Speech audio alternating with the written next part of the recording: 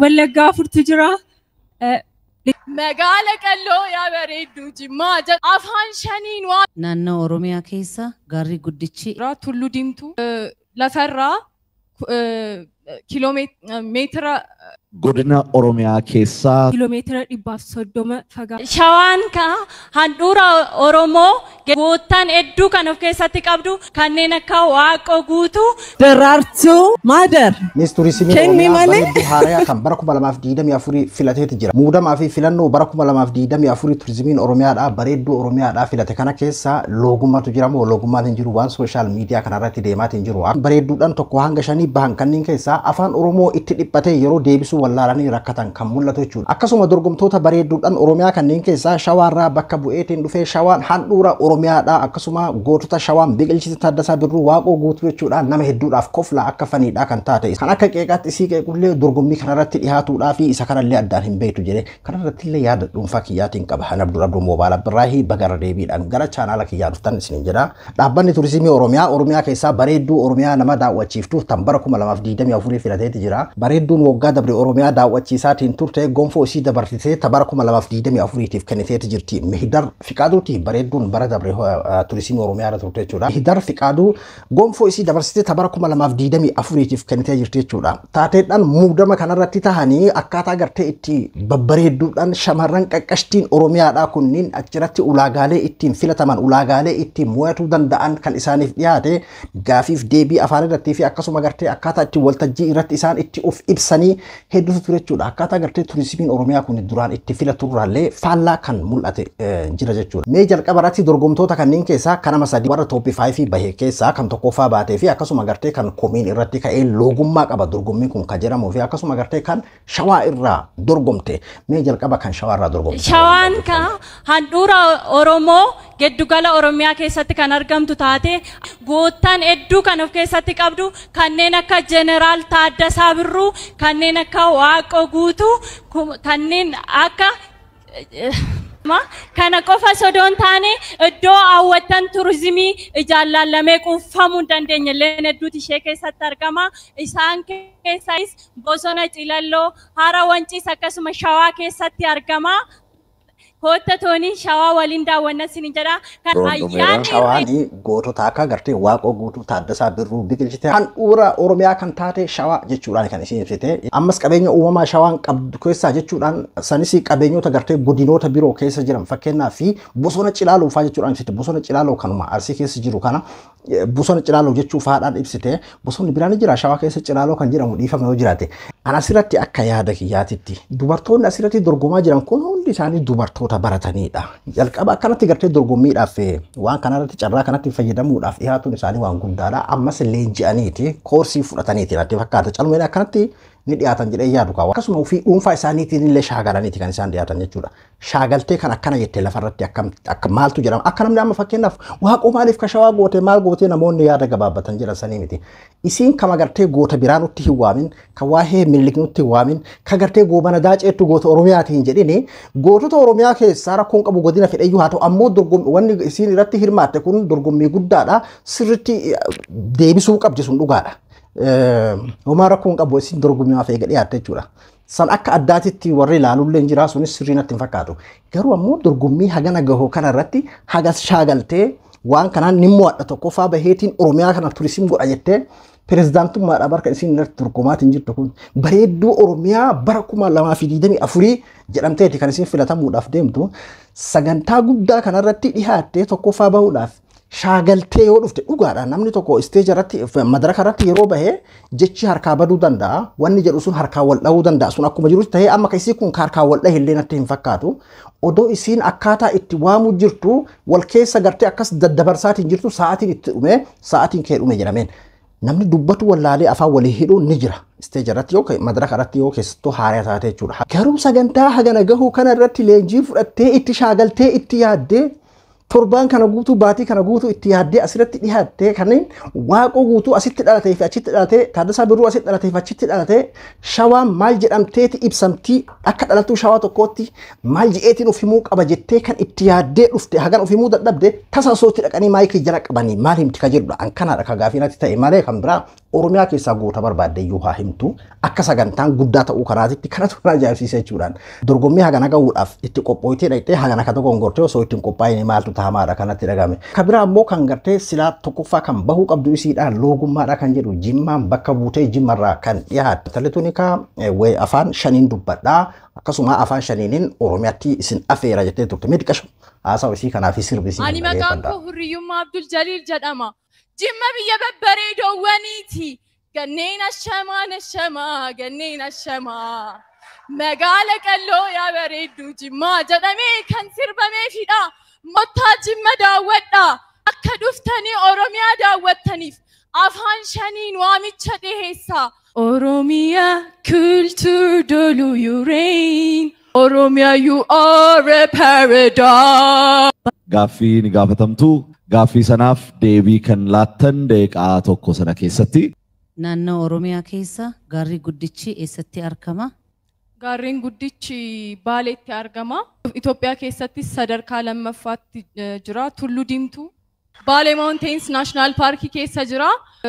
Lafarraa kiiloomeetira 4,377 ol ka'ee jira.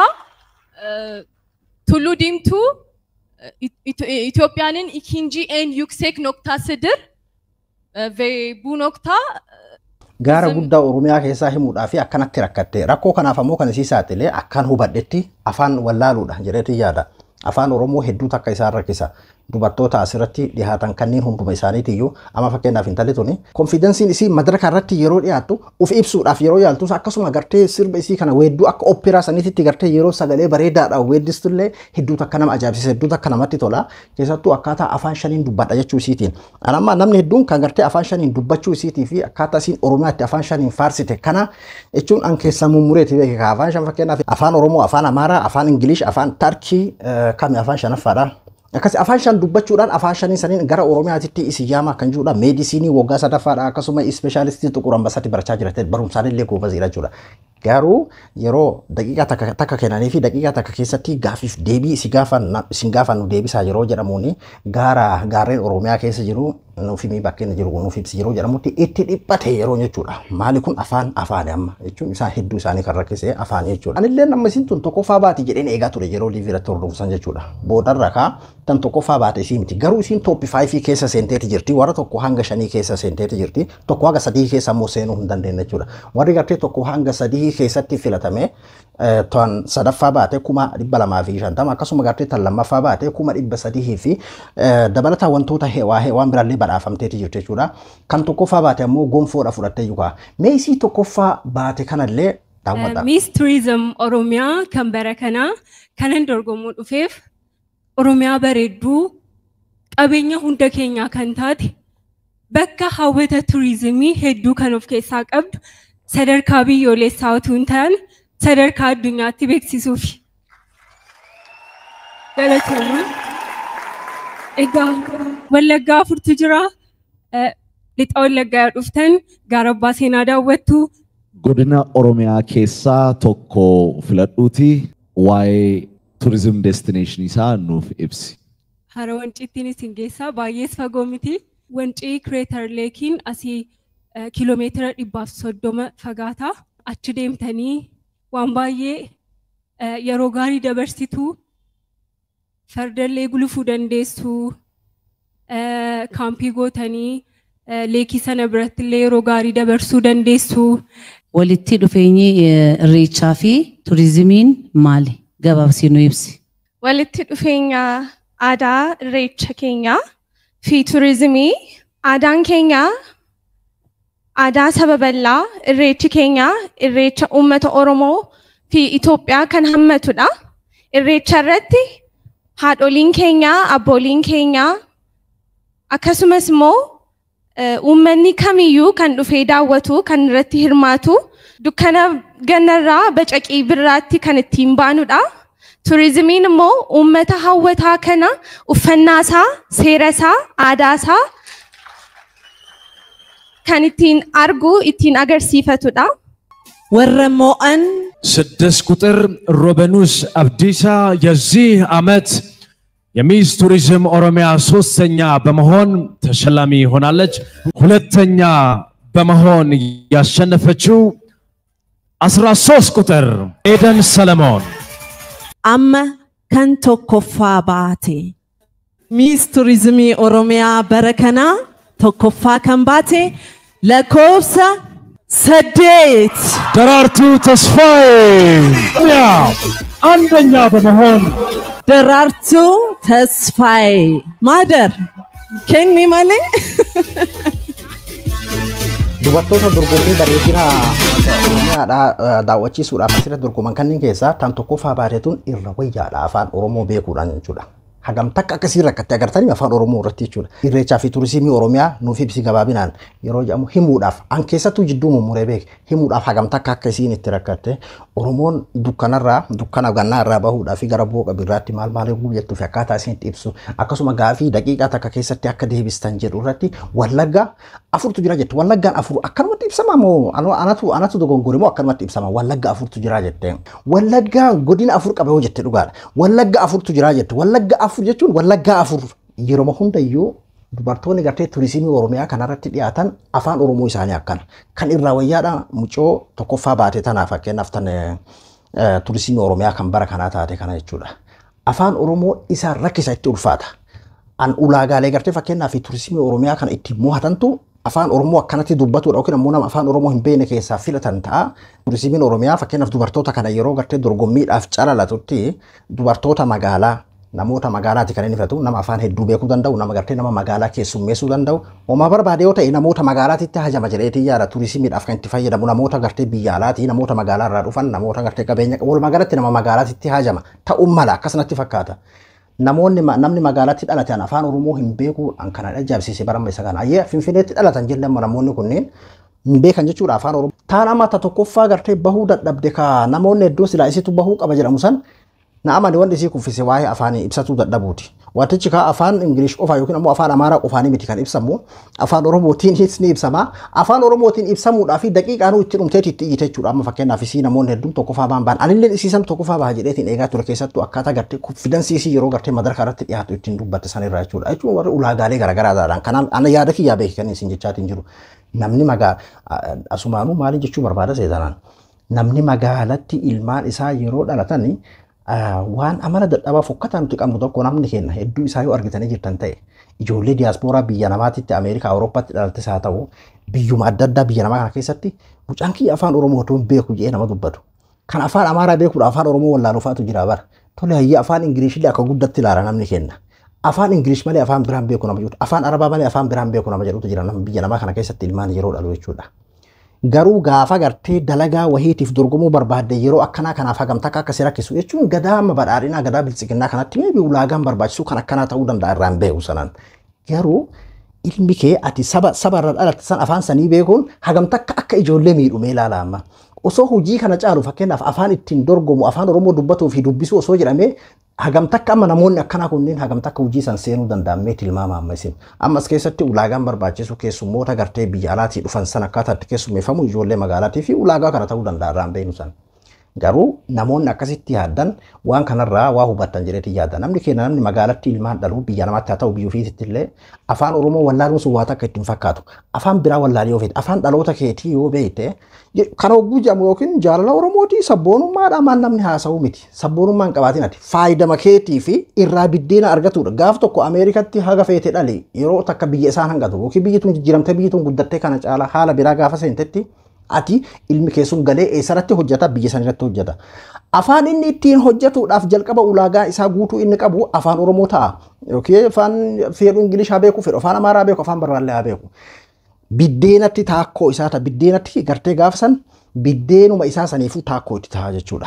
Hagamtaa akka afaan Oromoo nama rakkisuun jara kanarraa hubadhe. Waggaa hundaa akkanuma turizimii Oromiyaatti ulaagaa isaanii ta'uu danda'asan. Namoonni gartee magaalatti ilmaan keessan dhaltanii afaan Oromoo wallaaluu ilmayyuu akka qabeenyaatiin ilaalaa turtan gaafa tokko akkana hagana takka isin sheenessa jechuudha. Nama hedduu beekna lafarratti illee biddeenuma kee kan boru nyaattuu fi bakka feetaadha yoo jiraatte deemtee Oromiyaan hanqattu Itoophiyaan hanqattu bakka feete yoo jiraatte kan silaa Finfinnee keessa jiru ammayyuu argaa jirra jechuudha qabatamaan. Dhugaa dubbachuu fi Jara kana hunda isaa kan gartee silaa tokkoffaa haga lammaffaadhaa bahuudhaa malee kan haga sadaffaa afuraffaa shanaffaa kana keessa illee seenuudhaa malee hedduu isaanii akka afaan Oromoodhaa isaan rakkisee waan kana keessa isaan gufachiiseedhaan kaniin hubadha. Isin ammoo waan hubattan hin beekne kan komantii jiranaaf keessan. Kanaafuu kan tokkoffaa baatee turizim Oromiyaa bara kanaa kan taate ammoo baga gammaddee bara hojii gaarii siin jenna ka intala warra lixa biiftuu jechuun godinoota isaan irraa bakka bu'aniitiin uffata san uffatanii ittiin dorgoman sani jechuufi malee fakkeenyaaf afaan Oromoodhaa dubbanna keessattuu gartee warri lixa biiftuudha ijoolleen Wallaggaa afaan Oromoo irratti qoosaan beekanii garuu ijoolleen tunniin hundi isaaniitti iyyuu namoota Oromiyaa keessatti dhalatan natti hin fakkaatuan yoo namni barate yookiin kan irratti dorgomuu an akkamiin wanni kun bitaaratti galaan isiniif waan isinii galeen beekuan maaliif ennaan bara kana qofaa miti yeroo hundayyuu akkanuma. Dubartoonni waan kanarratti hirmaatan magaalummatu istaayila kana ta'e moo guututti barsanuu kan ajaa'iba sitti ta'u waan itti qophaa'anii shaagalanii dhiyaatan madarakiin kun kan itti qophaa'anii shaagalanii isaan irratti dhiyaatan garuu osoo tasa maayikii jala qabatte afaan Oromoo salaamtaa sii deebisuudhaaf hagamta akka sii deebisan kan jedhu gaaffii keessa nama galchaa jechuudha. Hundaafiyyuu tan tokkoffaa gonfoo bara 2024 turizimii Oromiyaadhaa uffattee baga gammaddee baga hinjifattee bara hojii gaarii jenneeti jirra. Hanabdu Abduu Moobaalaa biraa hanga qophii biraatii wal deebinutti nagayaan naa tura.